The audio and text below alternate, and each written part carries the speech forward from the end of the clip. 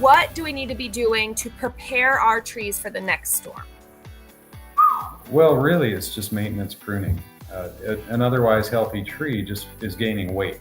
Everything's put on their leaves. We're starting to get thicker and heavier and fuller. And it might be time just for some thinning for weight reduction. You may have some clearance now to do. As trees start to grow, they just start to droop. And then if your house is here, they get lower and lower, and then they're touching the roof, and then they're rubbing the roof, and then all those things that come with it. So really just maintenance to reduce that weight, identify anything that's going to be overly heavy. Visually, we can inspect and get a pretty good idea for a tree's ability to support the load that it generates. Are there other things we can be doing to make our trees healthier, like fertilizer? Absolutely. Really, the season for fertilization is from spring on through the fall. And ideally, you start to get that stuff in now.